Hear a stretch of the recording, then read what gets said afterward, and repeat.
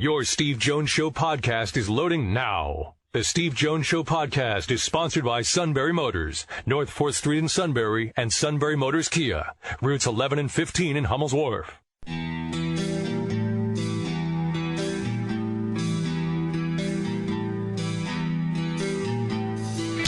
Sports talk where your voice counts. This is the Steve Jones Show on News Radio 1070 WKOK. Now from the Sunbury Motors Studio, here's Steve Jones.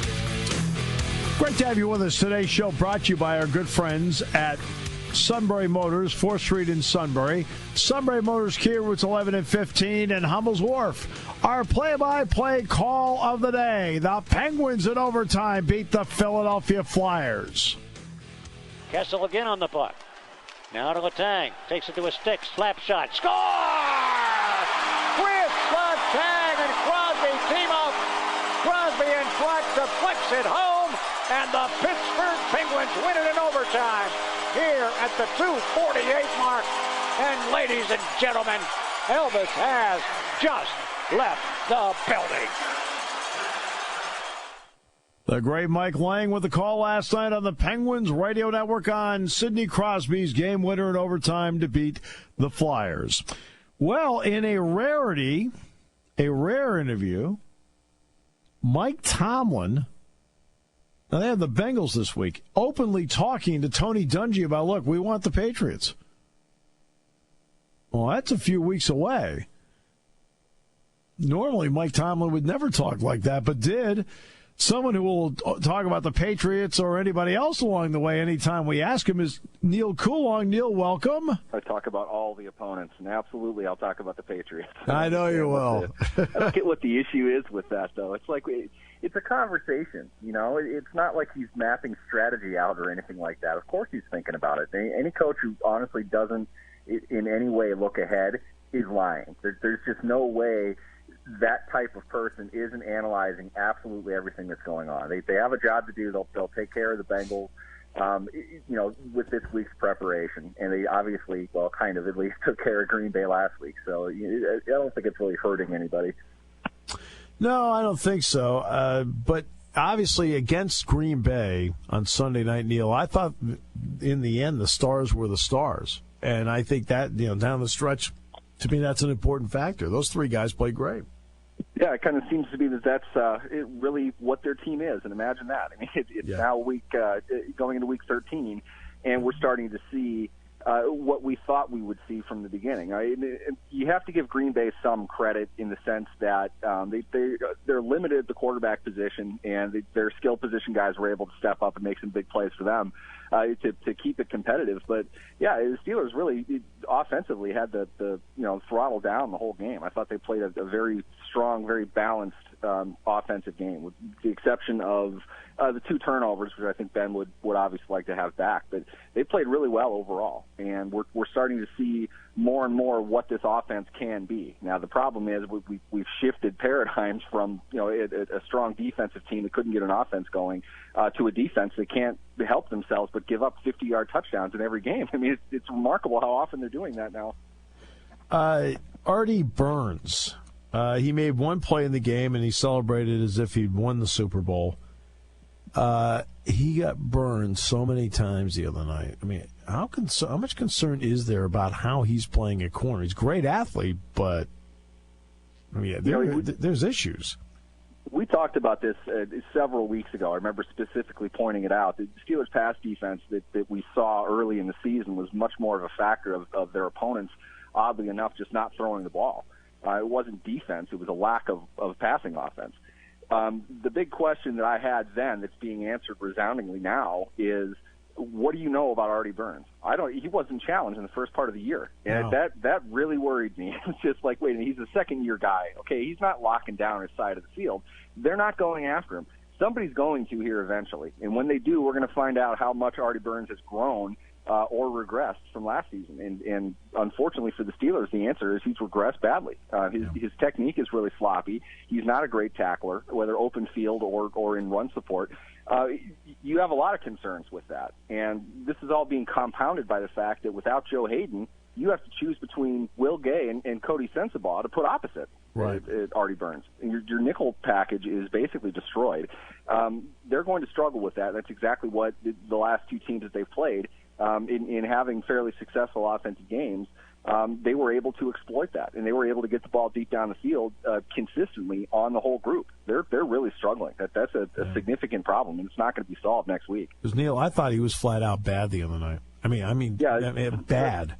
That might have been his worst game since maybe the first couple he played, and you sort of expect that from a rookie. But now it's like you've got a lot of snaps in, Artie. You've got to be playing better than this. I don't know if it's a mental issue or what, but the very high-end, outlandish celebrations followed by, I hate to be the body language doctor, but you watch him after some of those plays, he just looks defeated. Yep. It's like, wow, if I'm a quarterback, I'm going to keep going after him until his tongue is dragging on the field. If he's going to be that down and out after a completion, I'm going to test him for all he's worth. I think we're going to continue to see that more and more. He may not be big in stature, but what have you felt about Mike Hilton's play? I thought we saw him a lot more early in the season. They had a nice little surprise nickel slot blitz that they used to a pretty good degree of success. The first half of the season, I think he's quieted off a little bit, but a lot of this really is just a lot of it is being caused by the fact that without Hayden in there, they're so much worse of a secondary overall. It's hard for any one of them to kind of pick up and make plays because the other one's kind of letting everything down. I mean, Sensabaugh didn't play well at all. I mean, Burns is going to be the headline, bad guy, at least from the Packers game, but Sensabaugh had a bad game too. I think Hilton, he's going to get grouped in with that, and because collectively they're not making plays anymore, it's hard to see any of them really standing out. But I think as far as additions to the roster overall of the season, they got a steal.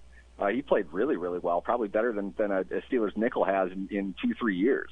You throw Hayden into that, you really had some optimism earlier in the season that they had their secondary kind of figured out. But one injury is going to cause all this. They haven't really figured anything out. Hopefully Hilton's the type of guy that can try to find a couple plays for him next week because they're going to get another 40 pass attempt game against them. I don't think Cam Hayward's made the Pro Bowl, has he? He has not. And it seems to me like he's been playing at a Pro Bowl level in the last several, 2016 aside, because he missed a chunk of time. But it seems like he's been playing at a Pro Bowl level for years now, especially this year. Yeah, I mean, he was playing really well before he got hurt last year. 2015, I think he was probably just a little bit under the radar, and it's tougher as a 3-4 defensive end, which he really was playing a lot more back then than he is now. They moved him inside a little bit more now. It's tough to get the recognition against pure pass rush specialists, guys that are going out and getting 16 sacks a year. When you're doing the dirty work down low in the position that he's in, you might not always get that recognition. But I felt he deserved it in 2015. I could see why he didn't get in. I think he would have in 2016 if he didn't get hurt. Now I'm not even talking Pro Bowl. I think he's an All-Pro player. I mean, he's unstoppable. How many multi-sack games does he have? He's working inside, he's working outside. He's probably the team's MVP. If you think about it overall, he's been the one consistent player game in and game out. It's great to see for a guy that rose through the ranks the way that he did, the pedigree that he has. Plus, he's a team captain. He's a leader in the community. This is the type of guy you really want to root for. I think this is going to be his year. Are you surprised? Now, you know how Mike Tomlin is. Are you surprised he actually has been openly talking about the Patriots? You and I both know it's okay to do that. It's just a conversation. But are you surprised he's done it? I'm kind of on the fence about it. I think there was a certain – I hate to say this, too, and then get all hyper analytical on it, but he had like a different tone of voice when he was talking to Dungy. Maybe I'm wrong about that, but obviously he's not talking to the assembled media either. Right. He kind of let his hair down. I think that's more of who Mike is. And in that sense, he is excited about playing the Patriots. He's a very positive, very energetic, excited guy. I could see him being excited about a lot of things, And with that, their biggest challenge, and certainly his biggest challenge in his career, has been beating the Patriots. And I've been saying for a long time now, if the Steelers are going to the Super Bowl, they've got to beat, basically they're going to have to beat New England in Heinz Field twice. They're going to have to beat them in the regular season to get that game back at Heinz Field for the AFC Championship game and then beat them there. Tomlin basically said the same thing. And to me, it's like, all right, well, he's giving a refreshing, honest answer, which is not necessarily typical of him in many cases. But when he does those one-on-one interviews, he tends to kind of let go a little bit more. I was surprised just in the sense that he really kind of, chased down the rabbit hole with Dungy's question. Dungy asking him probably to get him to reveal a little bit more than he might have regularly. I was kind of surprised at how quickly he was willing to do it. Yeah, no, I was too. What do you think about Cincinnati this week? Because Cincinnati is playing a lot better now than they were the opening month of the season. Yeah, I mean, it's still kind of up and down. They've got consistency issues across the board. They don't really have a good offensive identity. The weirdest thing that I saw from them is heading into this past game against Cleveland, which almost is a scrimmage nowadays, they were only averaging 55 plays a game. Right. I mean, that's shockingly low. Right. 55 a game over 11 games. That's a really ineffective offense. They're one of the worst third down teams in the NFL, as is Pittsburgh. So typically, that's probably why we see a lower scoring game between these two, unless the Steelers can get the ground game going, which they're going to have to do. But Cincinnati is such a hard team to gauge. You have no idea who they are. Their fastball working for them anymore. They're not a great defensive team. They're not a great big play team. They don't run the ball well.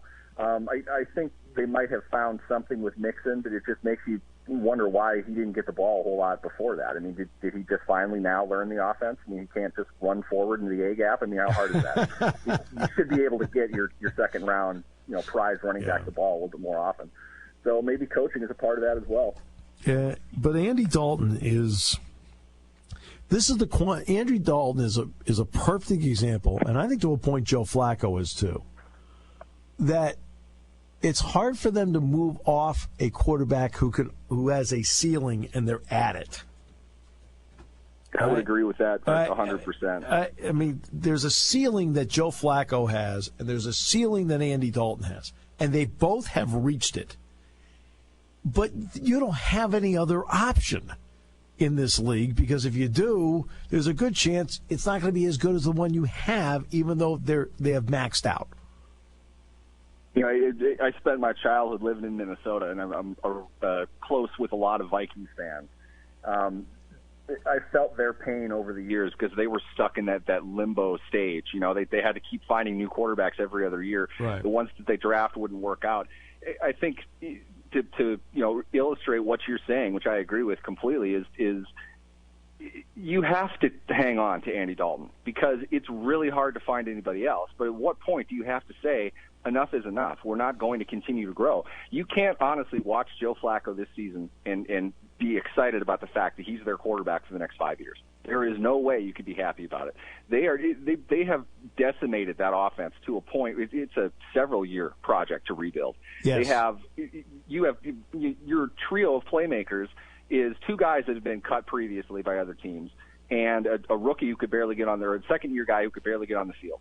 That's what you have right now. I remember that the Ravens Twitter account tweeted out something like a rhetorical question, a picture of the three of them on there. Is this the best wide receiver trio in the NFL? It's like, are you kidding me? Yes. You're not going to get a whole lot worse than what they have now. Right. I know what Mike Wallace did in the past. I know what Jeremy Maclin did in the past. Yeah. They're nowhere close to where they were as players. No. And they have an average quarterback getting them the ball, and they're not particularly inclined to want to dominate in the ground game. And on top of that, their offensive line is battered and not particularly talented in the first place. So, yeah, they're a mess. I mean, they're not neither of them are good offensive teams, and they're not going to be anytime soon. He's averaging, Joe Flacco is, 5.4 yards per pass attempt, not per completion, per attempt.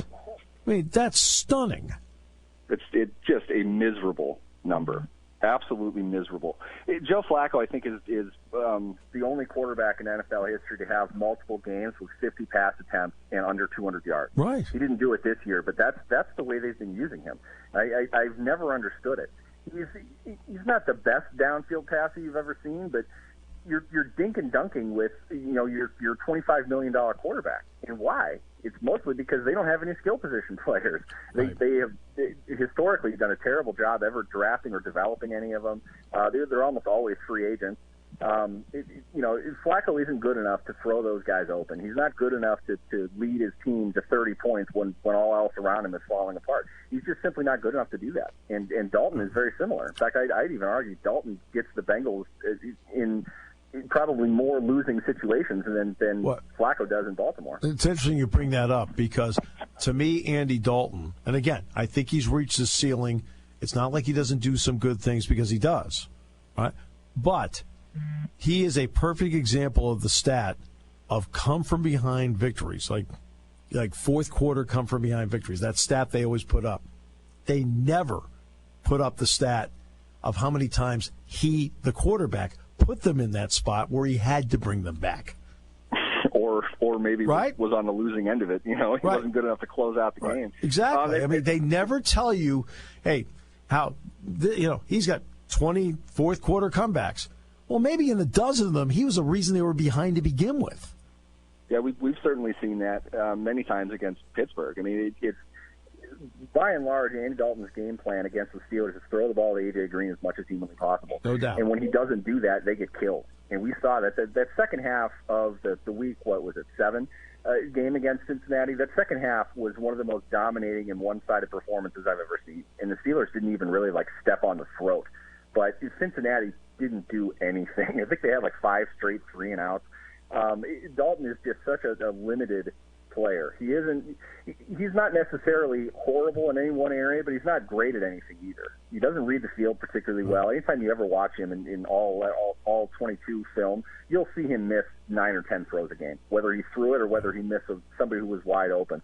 He's just completely deficient, and he doesn't have long-term contract stability, probably because of that. It's really rare for a starting quarterback to be making what he's making year in, year out and have that much of it incentive base. It's because they know he's not very good, but he could be, and we want to be in a position to be able to pay him and keep him if he does turn out to be good. But really, I think we've seen the best of what Andy Dalton's going to do in his career. He's just, he's probably going to be a backup for a little while, spot starter here and there, but his time has to be coming out in Cincinnati pretty quick. Within the next, season or two, they're going to have to look elsewhere. Meanwhile, in the Pure 180, we haven't heard the best from you yet.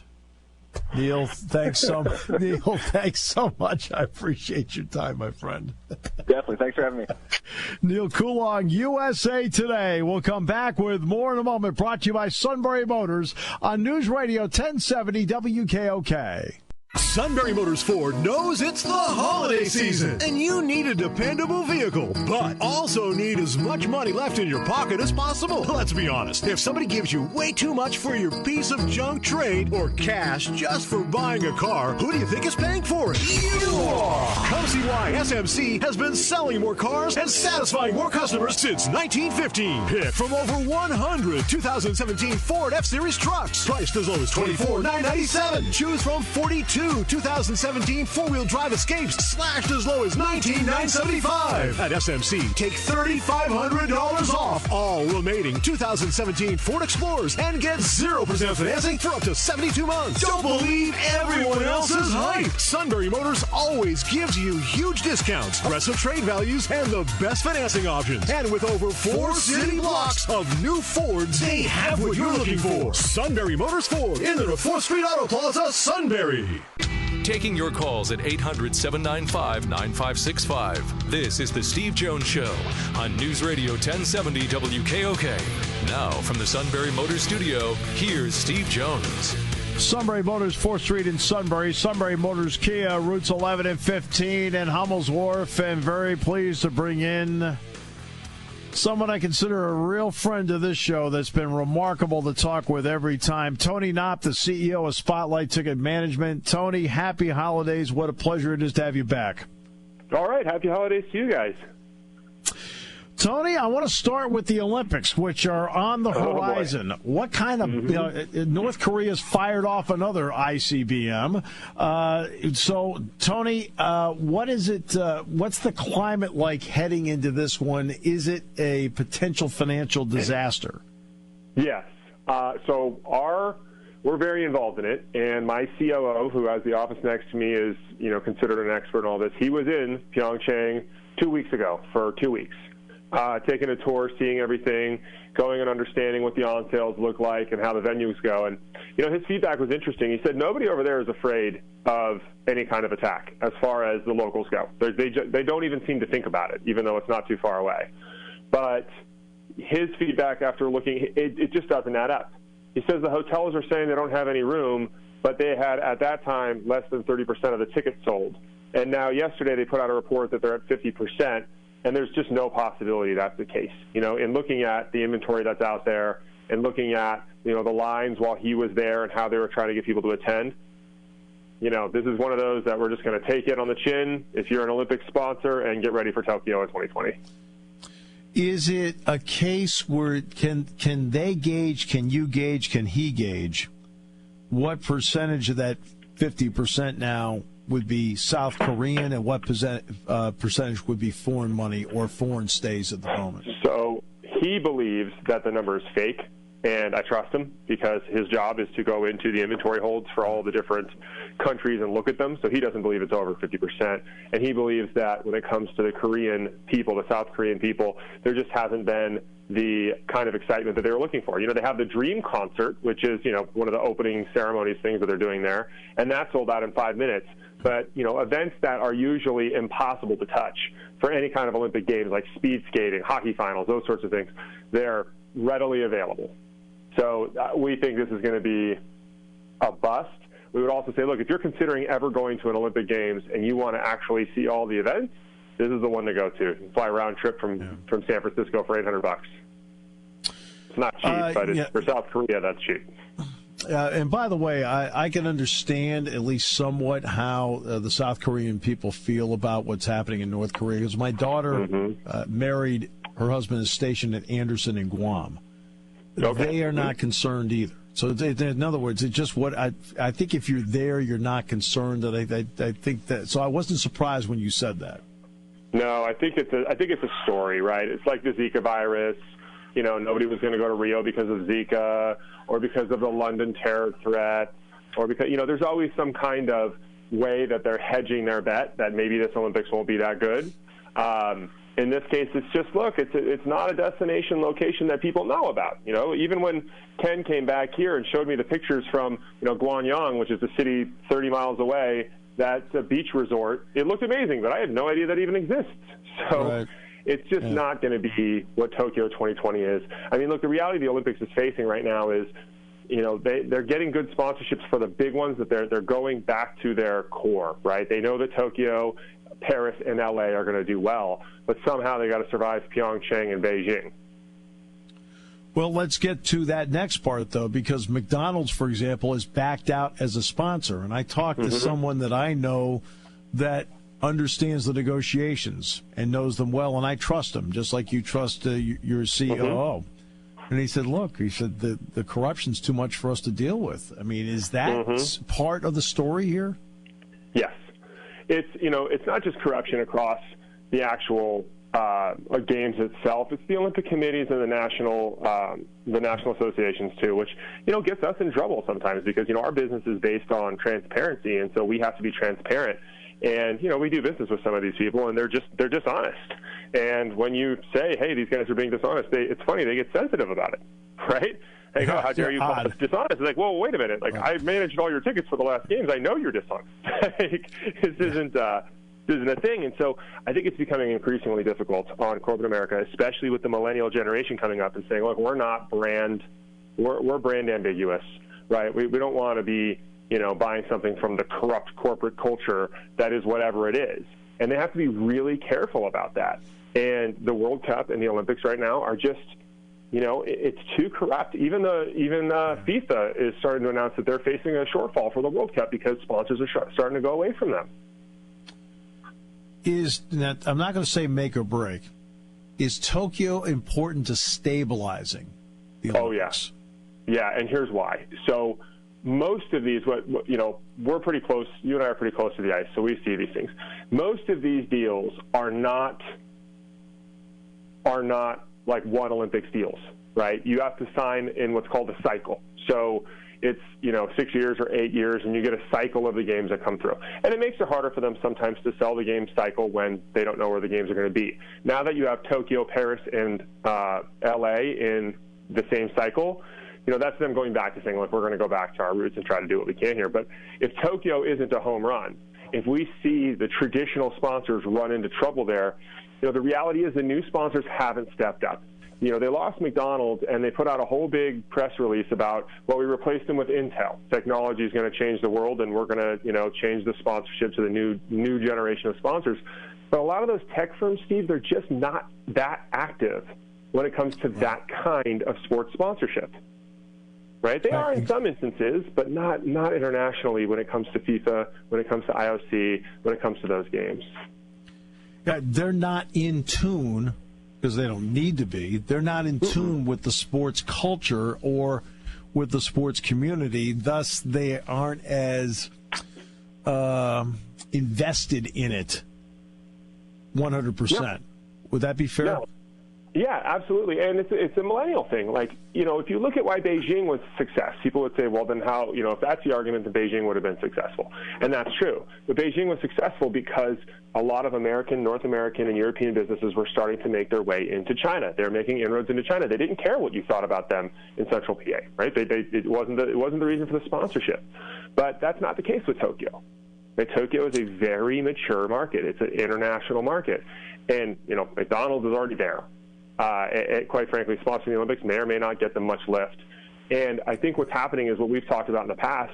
The Olympic Games aren't resonating with the millennial generation. They have too much else to choose from, and they don't seem to care as much. And this is becoming a major problem for all of those, right? And quite frankly, you're in a situation with FIFA, too, where, teams that are generally exciting that help them get exposure aren't going to be in the World Cup. Which then brings me to the World Cup. Does the bidding for 2026 become exponentially more important because Russia won't have Italy or the U.S.? 22 is in Qatar, which everyone knows that's an issue. Does 26 become one of those watershed stabilizing moments for them? Has to be. I think there's a 30 to 40% chance the 2022 games aren't in Qatar. Right. We've all seen this before, where they'll move it to the United States or they'll move it somewhere because of some kind of excuse. But the reality is there are 20 regional sponsorships available for the Qatar World Cup, and one of them has been sold. Right. That's awful.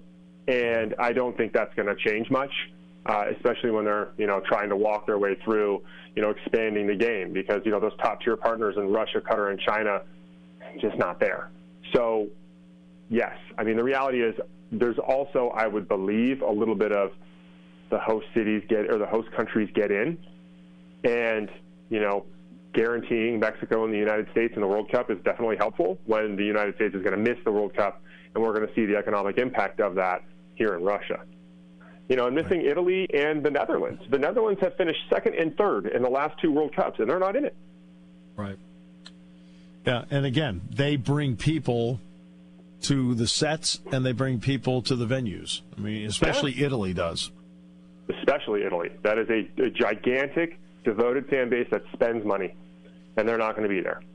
So I think you have to have that stabilized World Cup. I think you had this era of ignorance and this era of arrogance, both between the IOC and FIFA, which definitely aligned with their corruption. And these eras were, we don't need the major powers, right? We can do it our way. And their way was, okay, we're going to go to Qatar. We're going to go to, Beijing twice. We're going to go, all these places. We're going to go to Sochi. And they're places that nobody cares about because it doesn't hurt them in the moment. But we're going to see the fallout of that in the next 10 to 15 years. And that's why they have to figure out a way in 2026 to get somewhere that's going to be a staple for them. Because you've already had South Africa, which was a total disaster, right? You set things up pretty well in Brazil. Now you're going to Russia. We'll see how that goes. And then Qatar. That's a pretty rough cycle for sponsors to buy into. Which now brings me to the National Football League and Roger Goodell, of course, with his contract extension. You and I both feel the same way. This is one of the great magic acts ever. It seems like they've taken the goose that laid the golden egg and they've taken a hammer to it at times. How are they doing on the sponsorship side? And then here's the other part. How are they doing on the ticket side of it? So we haven't shared this number yet because I just saw the report yesterday. But we have 30 million tickets that go through our system every year across multiple different sports. We break them down by sport. NFL ticket usage by corporate sponsors, by the people who are our customers, is down from 72% to 59% this year in 1 year. Wow. It's dropped that far.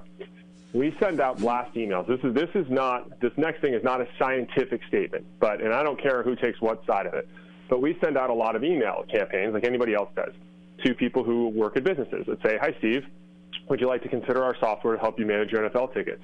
The amount of response we get from people that reads something like, "As long as those guys kneel, I'm not going to have anything to do with the NFL." Dude, I have nothing to do with the NFL. They're yelling at me. Right. It's a mess. They are in a terrible spot right now. The game participation is way down. It's not safe.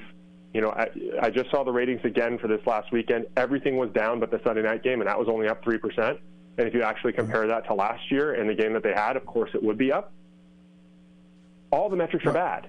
And they're going to continue to hand the keys to this guy. I don't understand it. It's interesting because is there a possibility that advertising is now going to be affected in the decisions that they make about the National Football League being more judicious with it? The issue with advertising and corporate spend, people ask me that a lot, and it's a good question. These deals aren't short-term deals, much like the IOC and the FIFA deals where we're talking about a cycle, right? Right. These are 5-year deals sometimes.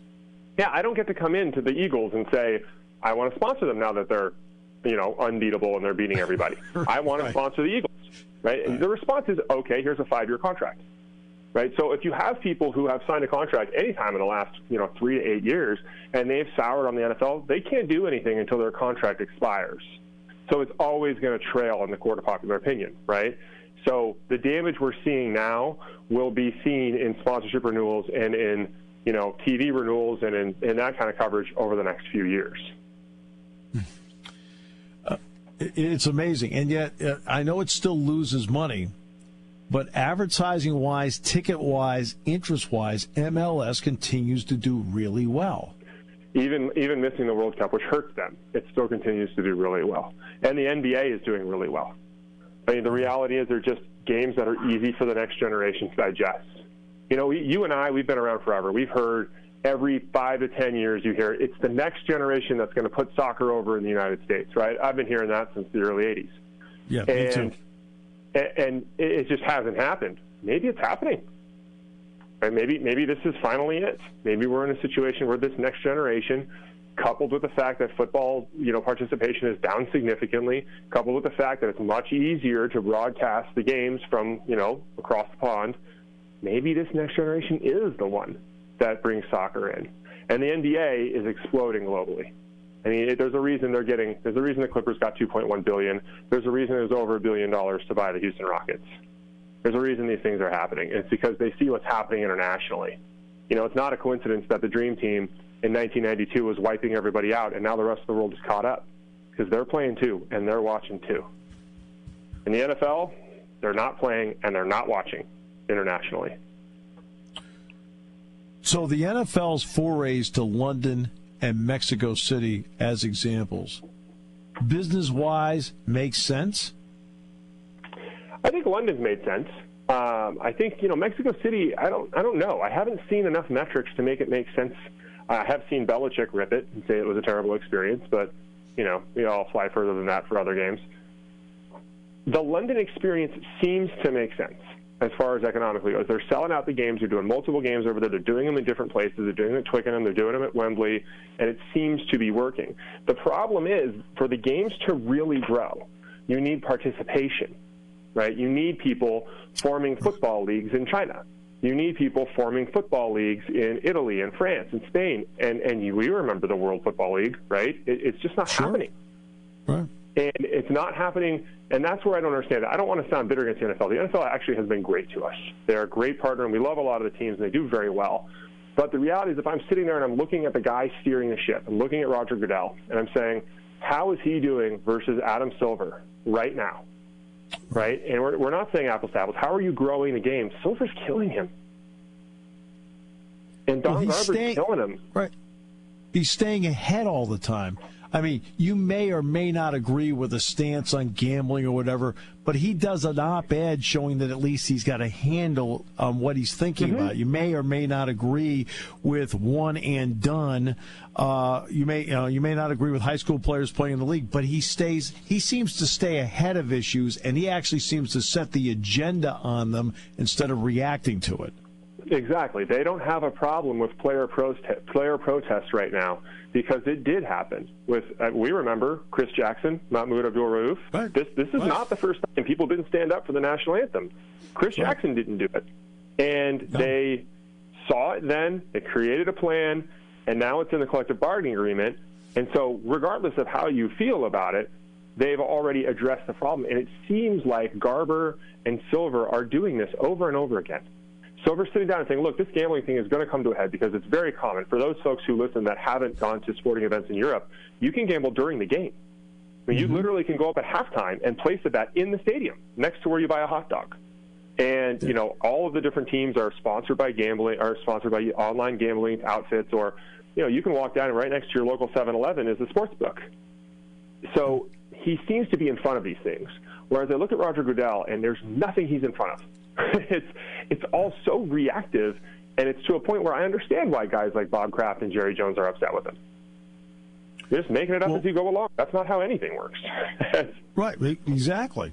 Exactly. And part of what you do is not reactive. You're trying to be proactive. You're always looking 18 months, 2 years out. So on your projections, and also what people have told you 18 months to 2 years out, what are they telling you about the direction of all the sports that we're seeing right now, pro and con? You know what's interesting? You know, sometimes things happen that you look back at it and you think, how did they see that and do so well on it? Like when the Patriots played the Seahawks in the Super Bowl and the get-in ticket was $10,000, right? Well, that was the case because somebody 18 months before said, hey, there's a chance this is going to happen. And if it does, and I align myself here, I'm going to cash in. And the sponsors are doing that too. So what the sponsors are doing is they're looking at these different things. You know, AIG, who's a customer of ours, MasterCard's a customer of ours, they're looking at rugby internationally, and they're saying, look, I see where this is going. And we're going to place a bet on what's going to happen in 3 years. And then the game comes in 3 years, and you're like, how does MasterCard know to have their logo all over the field? Right. You know what people are betting on right now? Tiger Woods. I was about to ask that. I was about to ask that question, and I changed up. So high on him that it's okay if I got to go bet $500,000, $1 million, which to us is a lot of money, but to Fortune 500 company that spends. I mean, I'll give you an example. We've got a handful of companies here. I was looking at their numbers for this year that have well over $40 million a year just in sports tickets. Nothing else. This isn't even their sponsorship rights. It's just the tickets they own. So for them to go say, bet $1 million on Tiger Woods. If you lose it, so what? But if he wins the Masters, Steve, can you imagine? It puts everything back on the map and makes even bigger stars of Jordan Spieth, Justin Thomas, and so forth, because they will, on his coattails, become bigger. 100%. And a lot of companies bet on this win and lose. Dick's Sporting Goods had a terrible year 2 years ago because they bet heavy on golf. It fell apart, right? But I'll tell you from personal experience, I'm sitting in rooms where people are placing bets on this now because the upside is so high that it makes sense. And going all the way back and bringing our conversation around, that's how a lot of sponsors approached Tokyo. They looked at the IOC's 6-year ramp or the 8-year cycle, and they said, these all might be duds. But Tokyo does have the chance to be one of those Olympics that is just outstanding. One of those. It brings everybody together in a place where there's not a lot of political trouble. There's not a lot of military conflict there. It's an international city. It's Switzerland-esque. It's very modern. It's easy to get around. It's easy to get to. That's the bet. So, yeah, Tiger Woods has been the one that's come up a lot for us. We get that question a lot. I was going to ask that, and then I changed up. If he wins the Masters, I can't even imagine what that would be like. He's going to break every ratings record there is. It'll be off the charts ratings wise for golf, obviously. But what it would do for the sport, it would ramp it up, and then you're going to a traditional place like Shinnecock Hills for the U.S. Open. Then you start to get a little momentum. Yeah, and that's the hope, right? If you don't believe everybody at the PGA Tour that sells sponsorships and tickets is rooting for Tiger Woods, and I got to bridge this up because that's what they're trying to do. And really, what you said earlier, the other thing that we see, longer term, a little bit safer bets that we're seeing people make. We're still seeing a lot of bets on rugby, on international rugby. We're seeing a lot of bets on teams like the All Blacks. Maybe people in Pennsylvania haven't heard of the All Blacks. In California, they certainly haven't. The All Blacks are one of the most well-known brands internationally. A lot of these brands are making the bet that they're going to come to the States, right? And so we're seeing that, and then we're obviously seeing the long play on MLS. People can't get enough money into MLS right now. Every franchise there is, there's 4 or 5 people trying to buy their way in. Tony, absolute pleasure as always. We could probably go on for another hour. I appreciate it so much. The conversation is really, really fun. All right. I love it. We'll talk to you guys soon. It's one of the highlights of my day. Same here, my friend. Thank you so much. And if we don't talk before Christmas, happy holidays to you and yours. Happy holidays as well. You guys too. Tony Knopp, the outstanding CEO of Spotlight Ticket Management, and I do mean outstanding. There has not been one time that he has been on where I left even remotely disappointed with the conversation. Every time a guy went, I could have gone another hour with the guy. Amazing. Hey, tomorrow, Donnie Collins will do the show from North Carolina tomorrow as part of the Big Ten ACC Challenge, Penn State and NC State. Santa is coming up in an hour. The Magic Radio, known to some people in the building as the second most important person in the building. Now, you and I both know Santa's the most important person in the building, right, Sean? Mm-hmm. You betcha. But there is one office where sometimes the nameplate's upside down, where the thought process is a bit different. The guy who thinks he's the play-by-play voice at Auburn. Hey, thanks so much, everybody. Hope you enjoyed it. Check out whatever segment you want on the Steve Jones Show podcast, but check out this segment with Tony. You know, I think that segment probably depressed the suit into the turf, don't you think? It is what it is.